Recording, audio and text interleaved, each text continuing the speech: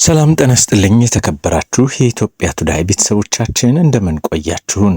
ለእናንተ ይሆናሉ ያልናቸውን አንኳር ጉዳዮች መራርጠን የምናደርስበት ሰዓት ላይ እንገኛለን። በቀዳሚነት ከያዝነው አንኳር ጉዳይ ውስጥም የብልጽግና ከፍተኛ የመንግስት ባለስልጣናት መረጃዎችን ለታጣቂ ኃይሎች ያደርሳሉ ተብለው የተጠረጠሩ በርካታ አመራሮች በቁጥጥር ስር መዋላቸው የዕለቱ መነጋገሪያ አጀንዳ ነው። በተለይም ቀኝ በሚል አደረጃጀት ስር መረጃዎችን በአማራ ክልል ለፋኖ ኃይሎች ይሰጣሉ ተብሎ የተጠረጠሩ በርካታ የመንግስት ከፍተኛ አመራሮች በቁጥጥር ስር መዋላቸውን የተገለጸው። ለመሆኑ እነዚህ ከፍተኛ አመራሮች ማን ናቸው? እንዴትስ ሊያዙ ቻሉ? የእነዚህ አመራሮች ለመያዝ ዋነኛ ምክንያት የሆኑት ግለሰቦች እነማን ናቸው የሚለውን በሰፊው ተመልክተናል። አብራችሁን ስትቆዩ የምታዳምጡን ይሆናል። ሌላኛው ጉዳይ ህወሓትን የተመለከተ ይሆናል። አንድ ጊዜ በሰላማዊ መንገድ ነገሮች በድርድር ይፈታሉ ተብሎም የአውሮፓ ህብረት አሜሪካን ጨምሮ በርካቶች ነገሮች በሰላማዊ መንገድ እንዲቋጩ በተለይም የናይጄሪያ የቀድሞ ፕሬዝዳንት ኦሉሴጉን ኦባሳንጆ ወደ መቀለ ማምራታቸውን ምክንያት በማድረግ ለህወሓት ተደጋጋሚ ማስጠንቀቂያዎችንና መልእክቶችን ቢያስተላልፉም ይህ ሁኔታ ህወሓት ካስቀመጠው ቅድመ ሁኔታ ጋር ባለመስማማቱ ምክንያት የመጨረሻ የጦርነት ዝግጅት በሚል 11 አመራሮች ያሉት ዋና ሴንትራል ኮማንዱን ይፋ አድርጓል። እነዚህም በተለይም 5 የፖለቲካ አመራሮችና 6 ወታደራዊ አዛዦች ሲሆኑ 6ቱም በጄኔራሎች የሚመራ እጅግ አስፈሪ የሆነም የውጊያ ማዕከል ነው። በዚህ የሴንትራል ኮማንድ ውስጥ ወይም ደግሞ የሴንትራል ማዕከላዊ አስተዳደር ውስጥም የጽምዶ አመራሮችና ወታደራዊ አዛዦችም የተካተቱበት መሆኑን ነው ከወደ ሰሜኑ የሀገራችን ክፍል እየወጣ ያለው መረጃ የሚያመላክተው። ይህንንም በሰፊው ተመልክተናል። አመራሮቹ እነማን ናቸው? ወታደራዊ አዛዦችስ? የሚሉትን አብራችሁን ስትቆዩ የምታዳምጡን ይሆናል። ሌላኛው ጉዳይ ለ6 ወራት ተዘግቶ የቆየው በተለይም ደግሞ የሱዳን ፈጥኖ ደራሽ ኃይሎች በጋምቤላ ክልል እየሰለጠኑ ነው በሚል መረጃ ምክንያት መንግስት ሉዓላዊነቴን አሳልፎ የሚሰጥ መረጃ ነው የሰራችሁት በሚል ተዘግቶ የቆየው ዓለም አቀፍ መገናኛ ብዙሃን በዛሬው ዕለትም የኢትዮጵያ መገናኛ ብዙሃን ባለስልጣን ፍቃዱን አድሶለታል። በዚህም 3 የተቋሙ ከፍተኛ ጋዜጠኞችም የሙያ ፍቃዳቸው ተመልሷል። ይህ ሚዲያ ማን ነው? እንዴትስ ሊታደስ ቻለ? የሚለውን በሰፊው ተመልክተናል። በዕለቱ ደግሞ እጅግ መነጋገሪያ ከሆኑ አንኳር ጉዳዮች ውስጥም የመንግስታቱ ድርጅት ኢትዮጵያን በቀይ ባህር ላይ በሚያተኩረው ስብሰባ ላይ የጠራበት መንገድ ብዙዎችን ያስገረመ ክስተት ሆኗል። በባህር ዳርቻ ላይ ካሉት ሀገራት በተጨማሪ ወደብ አልባ የሆነችው ኢትዮጵያ ስትጠራ ኤርትራና ግብጽ በዚህ የመንግስታቱ ድርጅት የባህር ላይ ደህንነት በተለይም የቀይ ባህርን ደህንነት የተመለከተ ስብሰባም አለመገኘታቸው ነገሮች ምን ያክል ውስብስብ እየሆኑ በተለይም የአሜሪካ ፍላጎት በቀጠናው ላይ ምን ያክል እያደገ መምጣቱና የኢትዮጵያን ተፈላጊነት ያሳየ ነው ሲሉ በርካቶች እየገለጹ ይገኛሉ። ይህ ጉባኤ በኬንያ ናይሮቢ የሚካሄድ ሲሆን ኢትዮጵያም በዚህ የባህር ኃይሏን የምታሳትፍ ይሆናል። ጉዳዩ እንዴት ነው የሚለውን በሰፊው ተመልክተናል። አብራችሁን ስትቆዩ የምታዳምጡት ይሆናል። በቀዳሚነት ወደ ያዝነው ጉዳይ አመራን። የኢትዮጵያ መገናኛ ብዙሃን ባለስልጣን ለ6 ወራት ታግዶ የቆየውን ዓለም አቀፍ የዜና ማዕከል በኢትዮጵያ እንዲሰራ መልሶ ፍቃድ ሰጥቶታል።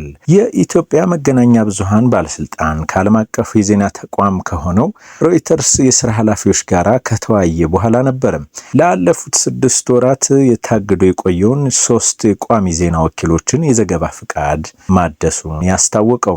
በተለይም የባለስልጣኑ ዋና ዳይሬክተር ሃይማኖት ዘለቀ ከሮይተርስ ኤክስኪዩቲቭ ዳይሬክተር ኒክ ታተርና የአፍሪካ ኤዲተር ሲልቪያ ኦሉሴ ጋራ ባካሄዱት ውይይት ተቋሙ ባለፉት 7 ወራት ካሰራጫቸው ዘገባዎች መካከል የተወሰኑት የኢትዮጵያን ሕግ፣ የመገናኛ ብዙሃኑን አዋጅና ብሔራዊ ጥቅም የሚጻረሩ መሆናቸውን መረጃዎችን በማጣቀስ ተናግረዋል። በተለይም ደግሞ በቀጠናው እጅግ አሳሳቢ በሆነ መንገድ እየሰፋ ከመጣው የሱዳን የእርስ በርስ ጦርነት ጋር ተያይዞ ነገሮችን ወደ ኢትዮጵያ ለማባባስ በጋምቤላ ክልል የሱዳን ፈጥኖ ደራሽ ኃይሎች የሚሰለጥኑበት ካምፕ አለ የሚል በሳተላይት መረጃ የተሰራጩ ዜናዎችን የሮይተርስ የዜና ወኪል ማስተላለፉ ይታወቃል። ይህም በኢትዮጵያ ዓለም አቀፍ መገናኛ ብዙሃን የዜና ማዕከሉ እንዲዘጋም ምክንያት መሆኑን ነው የመጨረሻ ምክንያት እንደሆነ የተገለጸው። ከዚሁ ጋር በተያያዘ ሮይተርስ የዜና ወኪልም በኢትዮጵያ እንደሚገኙ የተለያዩ ዓለም አቀፍ መገናኛ ብዙሃን አልጀዚራም፣ ሲጂቴን አፍሪካ እንደዚሁም ደግሞ ቲአርቲ ወርልድ እና ሌሎች ዶቼ ቬለን መሰል መገናኛ ብዙሃን የኢትዮጵያን ብሔራዊ ጥቅም ሉዓላዊነትና የመገናኛ ብዙሃን ባለስልጣን ሕግ አክብሮ እንዲሰራ በሚል 3 የተቋሙ ጋዜጠኞችን ፍቃድም ማደሱ ነው የተገለጸው።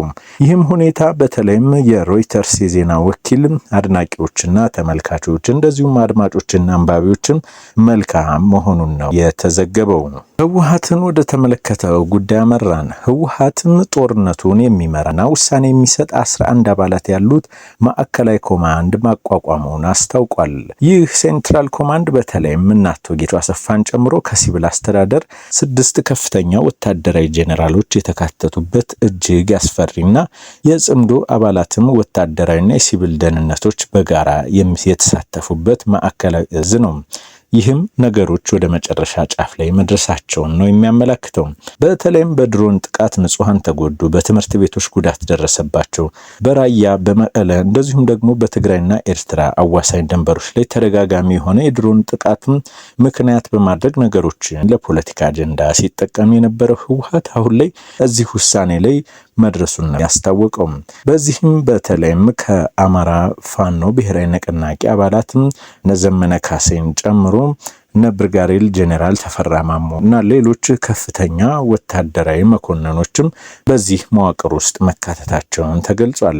ከህወሓት ውስጥ ዶክተር ደብረጽዮን ገብረ ሚካኤል የህወሓትም ዋና ፕሬዝዳንት፣ ወይዘሮ ፈትለወርቅ ገብረ እግዚአብሔር ወይም ደግሞ በቅጽል ስሟ ሞንጀሪኖ ተብላ የምትጠራው አቶ ማኑኤል አሰፋ የህወሓት ምክትል ፕሬዝዳንት፣ ዶክተር አብርሃም ተከስተና አቶ ጌታቸው አሰፋ የቀድሞ ብሔራዊ መረጃና ደህንነት በዚህ በሲቪል አስተዳደር ውስጥ የተዋቀሩ የማዕከላዊ ኮማንድ አባል ሲሆኑ ከወታደራዊ አዛዦች ደግሞ ሌተናል ጄኔራል ፍስሐ ኪዳኑ ወይም ፍስሐ ማንጁስ፣ ብርጋዴር ጄኔራል ኃይለስላሴ ግርማይ ውዲ እምበተይ፣ ሜጀር ጄኔራል ዮሐንስ ወልደ ጊዮርጊስ ጆን መዲድ በሚል ቅጽል ስም ይጠራው፣ ብርጋዴር ጄኔራል ምግብ ኃይሌም መርዝን ራሴን ያወጣሁለት ቅጽል ስም ወይም ሳጓ ነው በሚልም ይታወቃል።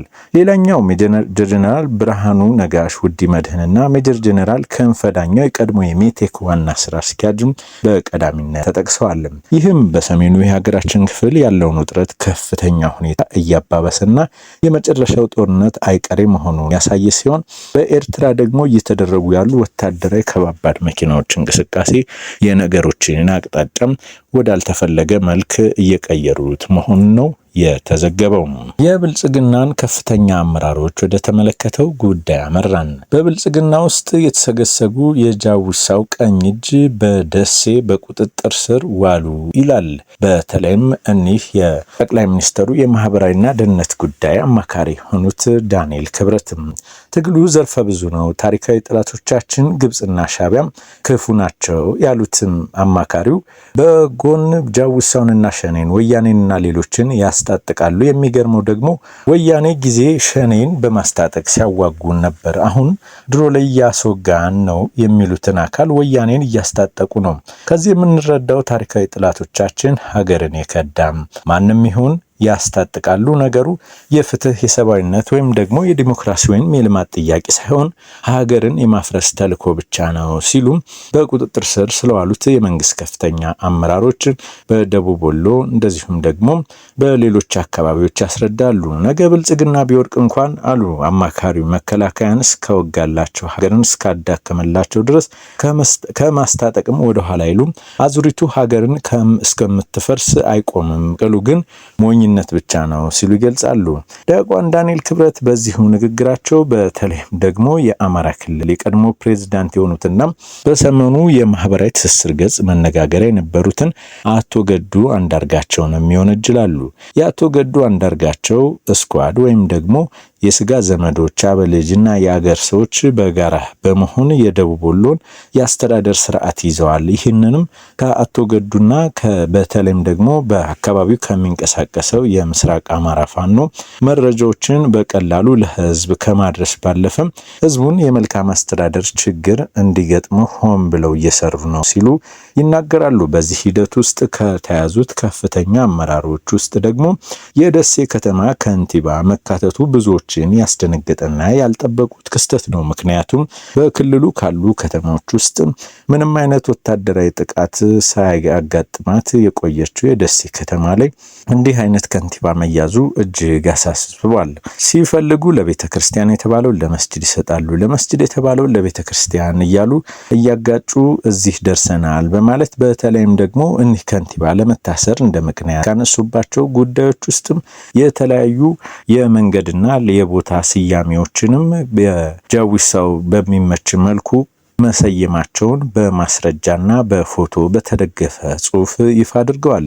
ሆኖም ይህ እርምጃ ተጠናክሮ ይቀጥላል። ልክ በደቡብ ወሎ የአቶ ገዱና የሌሎች ኔትወርክ እንዳለ ሁሉ ማለታቸው ብዙዎችን ያስደነገጠና ያስገረመ ሐሳብ ቢሆንም በሌሎች አካባቢ ይህ ተግባር ተጠናክሮ ይቀጥላል ሲሉም አሳስበዋል። ቀይ ባህርን ወደ ተመለከተው ጉዳይ አመራንም። በቀይ ባህርና አካባቢው ላይ ካሉ ሀገራት ውስጥ የመን፣ ጅቡቲና ሶማሊያ፣ ኢትዮጵያ የሚሳተፉበት ጠንካራ የሆነ ውይይት በኬንያ ናይሮቢ በመንግስታቱ ድርጅት እንዲካሄድ ተዘጋጅቷል። በዚህ ዝግጅት ላይ ኤርትራን ጨምሮ ግብጽ አለመካተታቸው ነገሮችን እጅግ እያወሳሰበ በቀይ ባህርና አካባቢ ያለውን ፖለቲካ አሰላለፍም በግልጽ ያሳየ ክስተት ሆኗል። በተለይም ደግሞ ግብጽና ኤርትራ አንድ ጊዜ ከሶማሌ ሌላ ጊዜ ከጅቡቲ ጋራ በቀጠና ያለውን ወታደራዊ እንቅስቃሴ ለመቆጣጠር ዘርፈ ብዙ ስምምነቶችን ቢያደርጉም የመንግስታቱ ድርጅት ግን በአዘጋጀ የናይሮቢ ስብሰባ ላይ ሁለቱን ሀገራት ወደ ጎን በማድረግ የወደብ ፍላጎት ያላትን ኢትዮጵያን ማምጣቱም ነገሮች ወዴት እያመሩ ነው አስብሏል። በተለይም የእስራኤል የስለላ ድርጅት ሞሳድን ኤርትራ የእስላማዊ አክራሪ ኃይሎችን እያጠናከረችና እየደገፈች በቀጠናው ኃይል ሁና ለመውጣት እየወጣች ነው ማለቱን ምክንያት በማድረግ በኤርትራ ላይ የተለያዩ ማዕቀቦች እንዲጣሉና የደህንነት ስራዎች እንዲሰሩ እየተደረገ መሆኑን ከገለጸ በኋላ ግድሮውንም ቢሆን እስራኤልና አሜሪካ አንድ የሆኑባትም ሀገርም አሁን ላይ በቀይ ባህር ጉዳይ ላይ ኢትዮጵያ ወደፊት መምጣቷ የቀይ ባህር ጉዳይ አይቀሬና ለኢትዮጵያውያን ለቀጠናው ደህንነት ሲባል እንደሚሰጥ ማሳያ ነው ይላሉ የአካባቢው ፖለቲካና ኢኮኖሚ ተንታኞችም።